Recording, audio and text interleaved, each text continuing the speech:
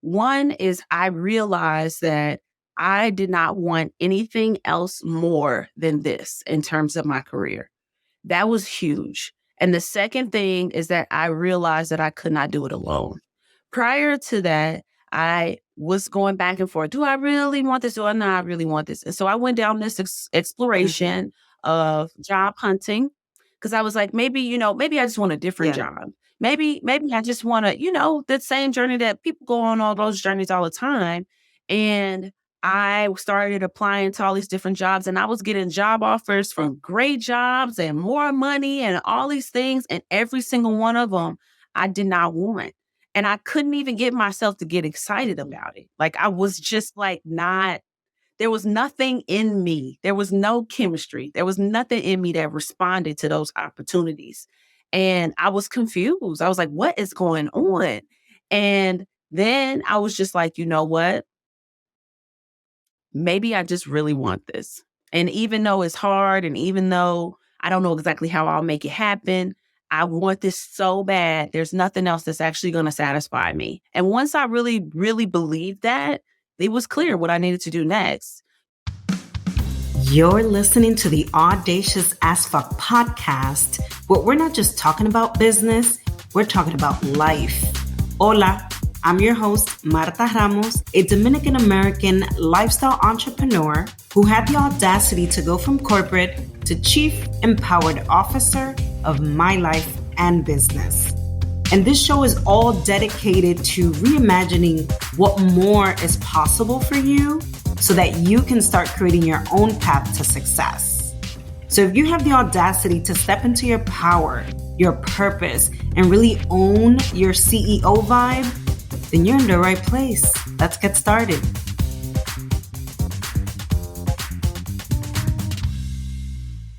Welcome to another episode of the Audacious as Fuck podcast. I am your host, Marta Ramos. And today, my lovely guest, Stephanie LaFlora, she is a serial entrepreneur, a storyteller, a marketer, and the creator and founder of Crownhunt, I should say.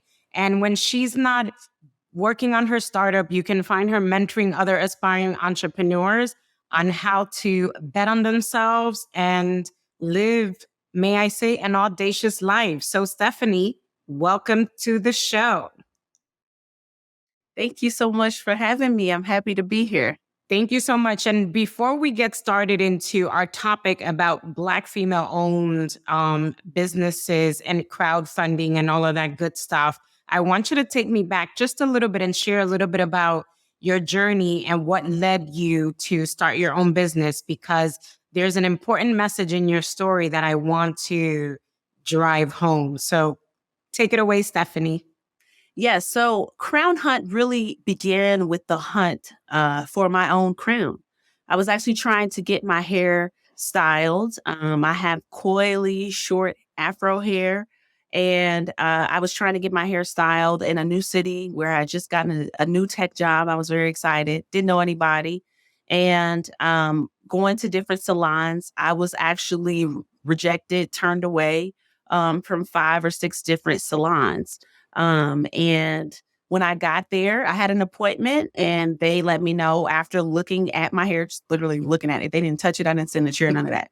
They looked at my hair and they said that they were not able to style my hair. And I ended up in a conversation with one of the owners of the salon who let me know that this was because in cosmetology school, they actually did not teach them how to style curly and coily hair. And I did not know that at all. I was absolutely blown away by that information, but I also come from a tech startup background. So my instinct when I see a problem like that is to think, wow, there's a big opportunity here for a solution and for innovation. And I gathered a group of people in the hair industry, started to identify different gaps, and that was basically history was after that. And so right now, Crownhunt is a online subscription for stylists to get continuing education on styling curly and coily hair, and also in business, which is another big gap that was left out and traditionally left out of the cosmetology school experience. Oh my God, that is amazing. So I heard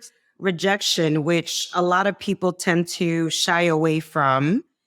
But I also heard how you and Robin, I love to quote her because Robin Roberts from Good Morning America says, make your message. And I love to drive that in because I like to tell people that when they want to, they're feeling stuck about what their mission in life is or what their purpose is and wanting to find clarity. And I'm like, just go back to your story, go back to your experiences. What's been done to you or said to you that you feel differently, and what can you do about it? So I love how you said, these people, they didn't know how to work on your hair, and Lord knows, as a curly hair girl, I totally can understand. And I love how you just, took your education and your experience and you kind of turned that around to now make this impact with your company called Crownhunt. So kudos to you. Thank you. Thank you so much. Yeah. I mean, I love solving problems. Honestly, I love technology. I love innovation. I love improving things. I love consumer products. Yeah. And so even though our product actually is right now for stylists and it is, technically like a B2B product, I love solving consumer problems. And so I think this education piece is the beginning of us. And I also know a little bit about your backstory that you used to work in corporate in technology, which is, we have that in common. So why don't you share a little bit about how was it for you in terms of taking that leap into entrepreneurship? Because I know that, there's a lot of professional women out there who might be listening to the show or watching us on YouTube and have that calling or that intuition that's telling them that they're meant for something more, that they're meant to create an impact, and that they're meant to either start a side hustle or a business, but that big word of fear tends to stop them in their tracks. So why don't you share a little bit about your story and what led you to finally take that leap? Absolutely. First of all, I can empathize with that whole journey of having a dream, feeling like it's not the right time, feeling like, maybe next year, maybe not me, maybe just on the side, maybe I'll just dabble, like not really Yeah. committing. And I did that for a number of years, actually. Even with Crownhunt, I did that for a number of years before I actually really made the leap. And let me tell you, there are two things that really helped me get over that. One is I realized that I did not want anything else more than this in terms of my career. That was huge. And the second thing is that I realized that I could not do it alone. Prior to that, I was going back and forth. Do I really want this? Do I not really want this? And so I went down this exploration of job hunting because I was like, maybe I just want a different job. Maybe I just want to, that same journey that people go on all those journeys all the time. And I started applying to all these different jobs and I was getting job offers from great jobs and more money and all these things. And every single one of them I did not want. And I couldn't even get myself to get excited about it. Like I was just like there was nothing in me. There was no chemistry. There was nothing in me that responded to those opportunities. And I was confused. I was like, what is going on? And then I was just like, you know what? Maybe I just really want this. And even though it's hard and even though I don't know exactly how I'll make it happen, I want this so bad. There's nothing else that's actually going to satisfy me. And once I really, really believed that, it was clear what I needed to do next because that was where I believe, my path was, and then not doing it alone. Because when you are insecure about your dream, or you're not sure if it's really for you, or if you're not sure if you really want it, that's really the biggest thing most people can't figure out. If you're not sure if you really want it, you'll do it in secret. I mean, there's nothing wrong with moving in secret. A lot of people say that, but there's like a difference between moving in secret, and believing it, and moving in secret because you actually really insecure about what you're doing and you don't want nobody to know about it. And you don't want to be called out or asked about it in the future. Like there's a difference, but you know which one you're doing. But the whole moving secret where you just actually insecure about your thing, you don't want nobody to know about it. That you got to get out of that. You got to start telling people. You got to name that thing. You got to own that thing. And you know what?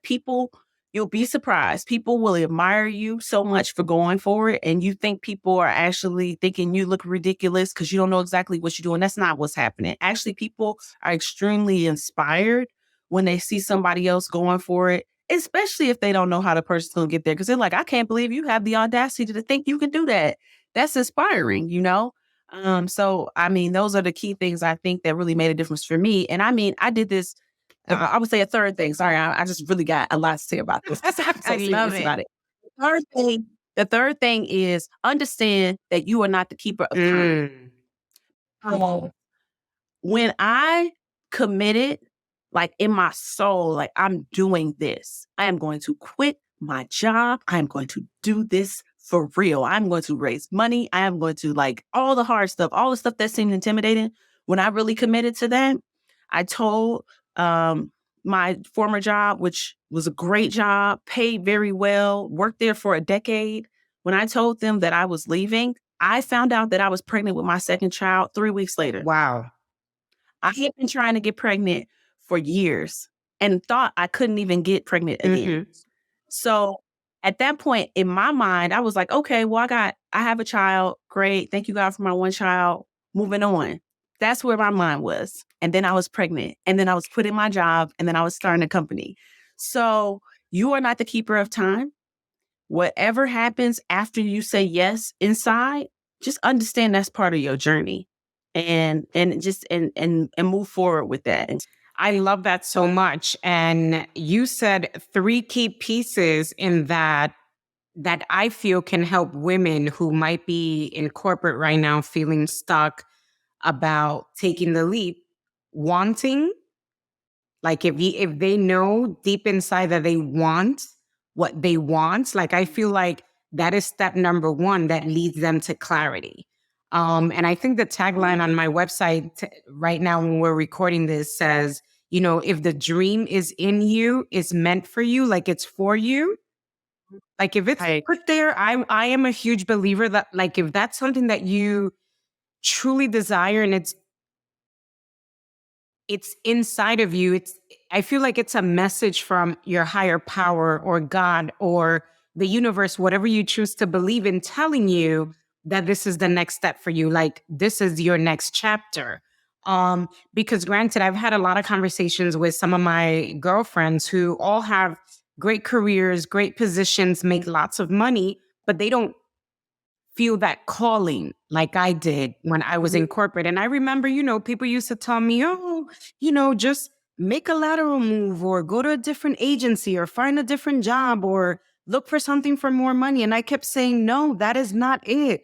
That is not what I want. So I'm glad you hone in on that piece. Another one you said is like believing that this is the path for you, like believing that this is something that you are meant to do, because a lot of times it's that belief inside of us that counts more so than what anyone else out there is going to say. So whether people say, and this was said to me, girl, you're crazy, leaving your six-figure job and, you just got your master's and blah, blah, blah. Like, who drops their career all of a sudden and then turns into entrepreneurship, doing something that they've never done before? And I'm like, it's because it's coming from inside of me. Like there's a conviction in me so strong that is telling me that this is what I'm supposed to do.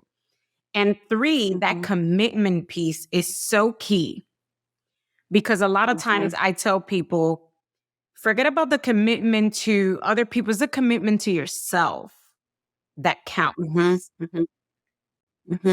Yeah. And I mean, it's hard sometimes to know what you want. Like that's fair. That's actually a fair thing. There's so much stuff going on. There's so many things you need to do and you have to do that it can be really difficult to figure out what you actually want. So that can be a journey. I mean, for me, figuring out what I want was like a year. Yeah. It was a long period of time. It wasn't quick. And everybody has a different way of doing that. But for me, it was I needed to explore all the other options. I was basically living my life on the B plan. And I was really, really scared of betting on my A plan because the A plan in my mind was really audacious as fuck. And it was like, everything in me just kept being like, yo, I mean, do you really want to do that? I mean, you're very comfortable. I mean, look at your life, look at your vacations. Look, like I was Yeah. comfortable. I mean, that's the truth. And it was like, who gives up comfort, especially as a Black woman and working in tech? Who gives up comfort? Who? Right? Everybody you know is like, girl, I don't know about that move. But I figured out that I really, really, really, really wanted it. And once you have that, and you know you already got that in you, because let you want a man or a significant Yes. other. Let you want that purse. Let you want them shoes. Let you want that baby. We do so much for the things we know we want. So it's just purity. When you really know it, then you won't be stressing about it because it's the only path forward. I love that. The only path forward. So I know that you actually quit your job to start your business during a pandemic and being pregnant, which you mentioned a little bit of your. What was that like, and what did you learn about yourself? Oh my gosh. First of all, I would not recommend that.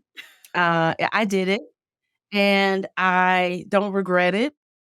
But it was really, really, really hard. And it was hard because I mean, I was sick pregnant too. I wasn't even like, it was a hard pregnancy. And I was an accelerator and I was raising money and it was just last year was intense. Um, so I would say it was really hard. I learned that I am capable of anything, but I don't want to do everything. And that last part is a hard one. Sometimes, I'm stubborn. I'm hard-headed. Nobody can tell me what I can't do. So sometimes you got to go do it and experience it and be like, oh, okay, this is what this is like. All right, I understand now, some of that advice that I was given. So it was a wild time. I learned how to be incredibly focused. I learned how to be how to take the noise out of my life and really just focus on what I need to do and to create the right energy around me. And I really got tight with my family, to be honest with you. My husband is tremendous, and I had a phrase that I had him tell me, because we have this thing where I always have a phrase that I need him to repeat to me. And last year the phrase was, imagine the power of telling this story. And that's what I needed him to tell me over and over again, because, it was like, sometimes I feel like I do hard things to show other people that they can. And sometimes that's the best I can do when I'm going through a hard season, is say, I'm a person who's always going to tell the truth about my life, and I'm always going to share with people what I'm learning.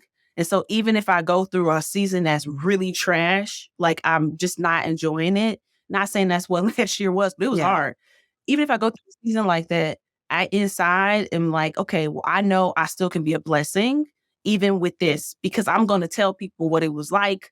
I'm going to show people, hey, if I could do this, you could do something. So I clung to that quite a bit last year. I love that. And I like to say that hard times build your character and your resiliency. So, and you don't really grow when you're in your comfort zone. So going through these challenges really do help you to kind of grow into that next level, and also grow in your leadership, which a lot of times I tell people, leadership is not just you getting a title at work that says that you're now the director of such and such and you're considered a leader. You could be a leader as an assistant planner, because it has more to do with the choices that you make. And, for me, also leadership is how you treat others, right?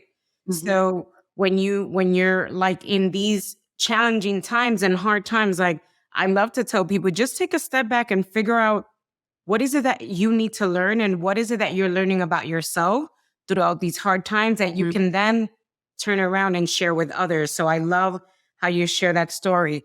Now, in terms of going back to taking a leap into entrepreneurship, what advice would you give to other aspiring entrepreneurs who might be, at their current job and may not necessarily take the leap fully into entrepreneurship but may want to start a side hustle? What advice would you give them? Mhm.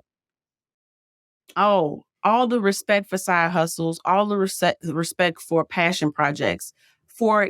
Okay, so now that I'm in this season of my life, I can honestly say that all the side hustles, all the passion projects I did, which I did throughout my entire career, because I'm a creative person and I'm always tinkering on something. I got to be making something at all times. So I've always had that the entire time I've been working. And they have given me as much in return as any job I have ever had. The skills I was able to acquire doing those side projects, because also there's like less pressure when you're doing that. It's okay to do stuff with less Mhm. pressure. Like Instagram and all that will have people thinking that they got to be doing the most with the most accolades at all times. And there might be a season of your life where that's what you're doing, and that's great. But every other season is equally valuable, and the season where you are putting in the work, getting your 10,000 hours, learning, exploring, building your confidence, those seasons really matter. And they're huge, because then when you actually step out, you will have a different kind of confidence. You don't want the first time that you are betting on yourself to be the time where all the pressure is on. You need to bet on yourself before that, when there's less pressure, so you can learn. You can learn about yourself. You can learn about your craft. You can learn how people respond to you. Like, all that stuff is super important. So I am very pro all the side hustles and all the side projects. And you'll know when it's time for you to take that leap. It'll be inside, because you'll get so irritated with where you at, you won't be able to stay. Yeah. That's the truth. Love that. Love that. And I know that you, as a Black female owned, it's important for you to show people how to build a business that honors both diversity and culture. So can you share a little bit about that? Yeah. First of all, I think at Crownhunt, we really highly value cultural intelligence. It's like it's something that you pursue. Hmm. Now, depending on where you grew up and how you grew up, you might have a really good amount of that within your upbringing that you had, just from your environment, from your family, whatever that was taught to you. That's great. But culture is constantly Yes. evolving. And so it requires us to pay attention and to care. There's tons of empathy involved with being culturally intelligent, because it's not about you. It's about the experience that you give to other people, and how do people feel once they've interacted with your brand, with your company, with your team? How do you leave them? And so all of that really matters. But especially in our case, we are passionate about these hair entrepreneurs. I think that hairstylists are some of the most industrious, talented entrepreneurs in the country, period. They are 91% female. They are 38% BIPOC, and they graduate from cosmetology school historically with $20,000 in debt and never been taught how to style a curl. Yet 65% of the population has curls. So what does that mean? Most of these stylists that especially if you have curls and they styling your hair, they had to figure that stuff out on their own. They Yes. had to figure out that business on their own. And the schools don't even hardly teach how to run a business. Yet when you graduate from cosmetology school, you have to find your own clients. You have to figure out all your own benefits. Like, the amount of things that these people are having to do in order to be successful and to have security is Yeah. insane. And so for them to be able to do that and grow clientele and have great relationships, when you're sitting in their chair with you feel seen, you feel heard, that's amazing. So I think that we're all about celebrating these entrepreneurs and honoring them for who they are and supporting them the same way. With me being a person who has worked in tech, there's so much support. Even as a Black woman, there's organizations all over the place that are how to improve your career. Here's how to take it to the next level. Here's a workshop here. Here's a retreat there. All these things exist as resources, because I'm in an industry that frankly is mostly white males. But the second you go to another industry where the demographics change, all of a sudden there's no resources or support, even from the institutions that give them their Mm. licensing. And I just think that's an atrocity. So we are passionate about shifting that dramatically and being the best support to these people that we can.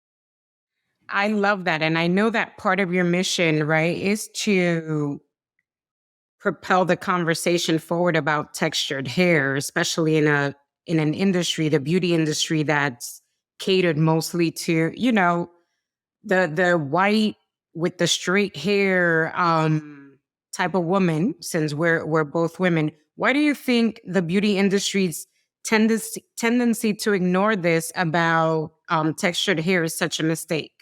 Well, I'll speak in a language that they care about first. And that is, first of all, it's a huge economic mistake. There's like $42 billion in curly and coily hair happening annually. And that's right now. And that's what people, that's what the population consistently changing, where there's going to be more people actually in 10 years and 20 years to have curly and coily hair, because there's going to be a more diverse country that we're living in. And so I think it's an economic mistake first. But I think also it is the people who are in this country who make this country amazing are all of our cultures combined. Yeah. We live in a country where what's so beautiful about us is also like our greatest weakness. And I think in 2020, the country experienced an awakening of sorts, where people who had never thought about their own participation in inequity were suddenly thinking about it, and at every level and in every industry. And so I think that the opportunity is great. The mistake that we have made, the mistakes that have been made in this industry, I think we have a really big opportunity right now to change. And I think that what created out of that is something beautiful, something restorative, and also something economically sound. That is so beautifully articulated. And I hope people are listening, because I similar to you, I felt like 2020, despite of all the turmoils and death that occurred, I feel like it was an awakening to kind of tell the human race, like, listen, what you guys are doing to each other needs to change, because obviously it's not working. So it was definitely an opportunity for us to kind of wake up and start living life a little differently, and start, for me, I feel that it was tapping into our inner desires and really going after what we wanted in terms of our dreams and aspirations. So I love that. And that it's definitely an opportunity to change. Now, I know that you mentioned crowdfunding. So for the listeners or viewers who are watching this on YouTube, if they want to start their own business but don't really have the finances or funds, what is one or two tips that you can give them that will either get them in front of investors to write them a check, or start the process of crowdfunding? Yeah, there's a couple of options that you have. I think in like short formulaic order, when you're earliest, you're still trying to figure out exactly what works and who wants it and what exactly is the product. If you can pay for that yourself, that's the most ideal. If you can't pay for that yourself, I would recommend something like a Kickstarter, or Indiegogo, where you're basically getting the audience that cares about your product, that thinks that, what the problem you're trying to solve is a great problem. Those folks can come in and donate money. And in that instance, they usually get something in exchange, like they'll get a product early, or they get early access or something that's more connected to your product. It's not connected to equity in your company.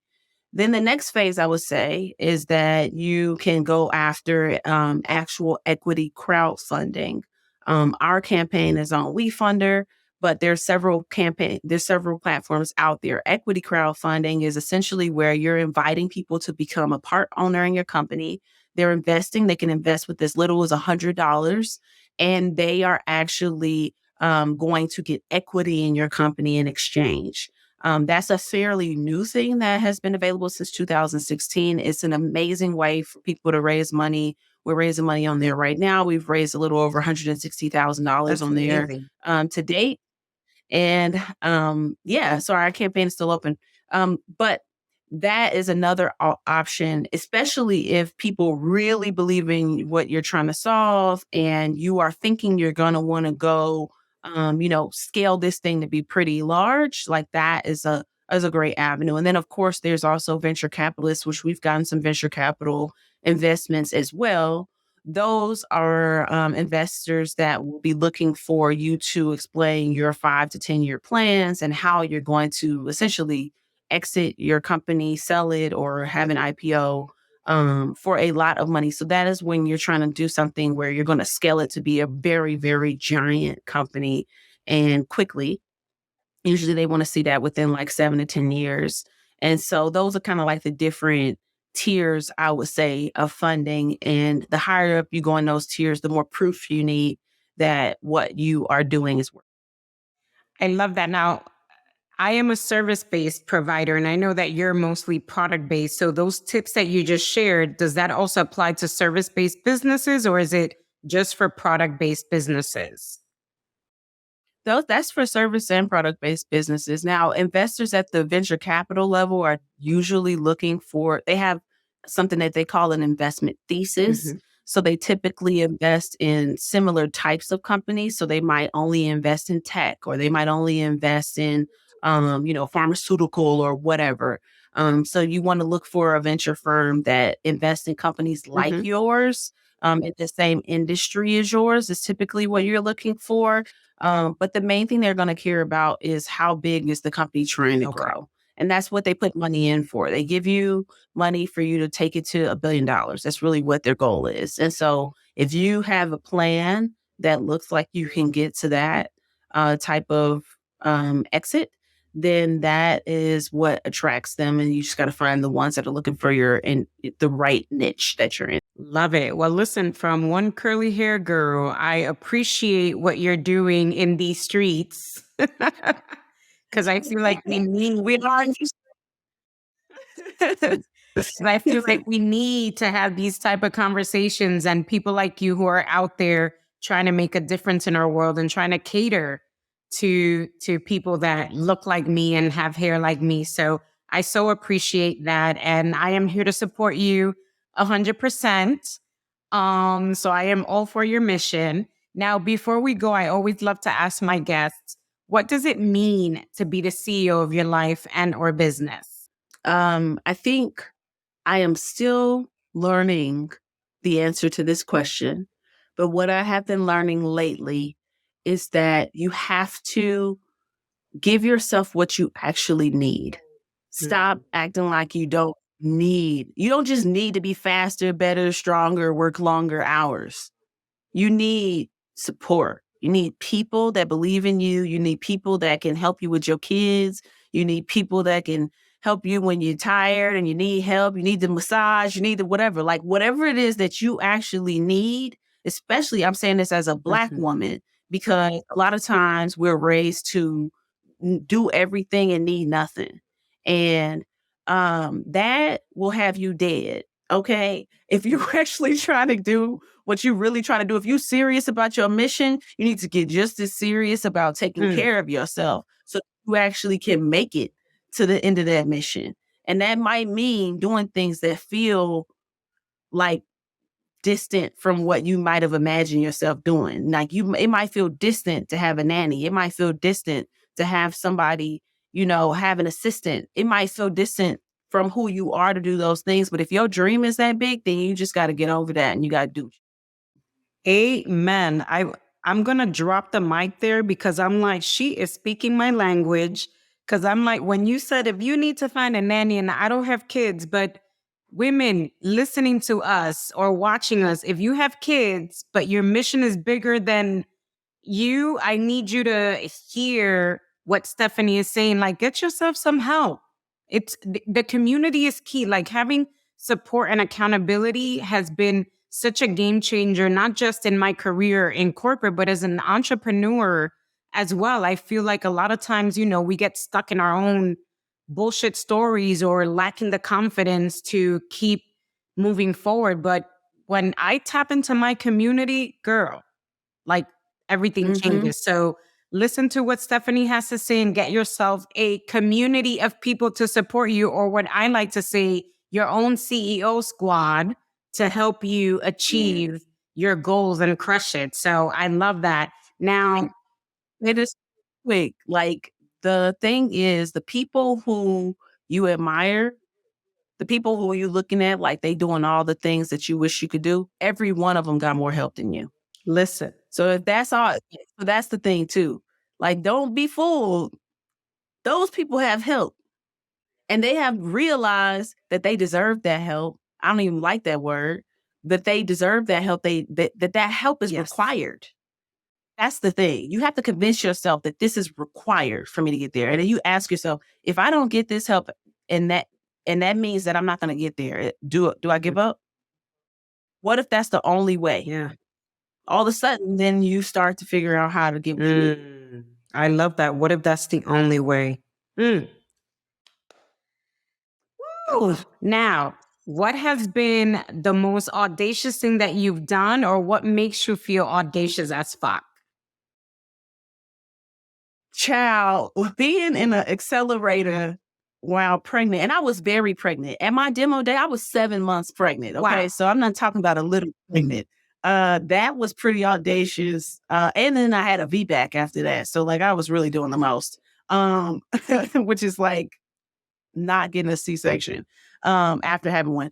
And so that was pretty audacious. What makes me feel audacious is being myself, like showing up how I want to show up, with the way my hair, how I want it to look, my outfit. Sometimes you're uncomfortable, and sometimes, I'm going somewhere and it's really important, but it's like, I just need to show up as me. So yes, I will wear a hoodie and some Jordans. Yes, I will. You know why? Because this is how I'm going to be able to show up at 100%. I'm not going to show up at 80% because I needed to wear them shoes that hurt. Yeah. Like, I'm not. And that's not something I would have done in the past. So that's what makes me feel audacious, is truly being myself and telling myself that no matter what environment I'm in and no matter what I need is actually enough. That makes me feel pretty audacious. I love it. And the world loves you for that, because,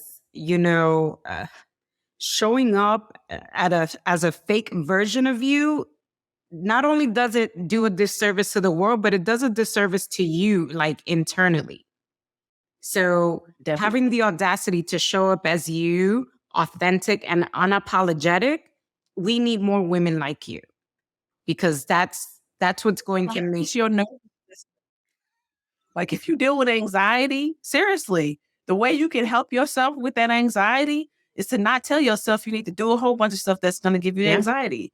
Go without makeup. Go with the flat shoes on. Go with the, because you know what? Now you're comfortable. Now you're thinking. Now you're present. And that's going to change everything. Yeah. Versus you trying to put on all this stuff and then all of a sudden you're just wrapped up in that. So whatever that looks like for you, I love that. And listen, you're over there dolled up, looking beautiful. And I just look at mine and I'm like, oh my God, I have bags under my eyes. I didn't even put a little powder. But you know what? I showed up. I showed up for my audience. I showed up for my guests just as I am, because hair is popping. Well, thank you very much. But I love that, what you said. And I showed up because I feel like what we were talking about today, our message is so much more important than what I look like or what you look like. And you said this earlier. It's not about you, boo. It's about the message that you need to bring into the world. So thank you so much for sharing your wisdom with us. I appreciate you tons. Thank you so much. And with that, I want to say, guys, if you took away anything from our conversation, and I know Stephanie was dropping wisdom left and right, one of the things that stood out to me is not just betting on yourself, but it's not about you, boo. So if you have a story to share, a message, if there's something that that you're meant to do in this world, please step up and be the CEO of your life and your business and share that message with the world. And with that, I want to say I love you guys, and I'll catch you on our next episode. Hey, thanks so much for tuning in. If you enjoyed this episode, don't forget to leave us a review on iTunes and share the love with a friend or two. Also, don't forget to hit that subscribe button, friend, so you don't miss an episode. And with that, until next time,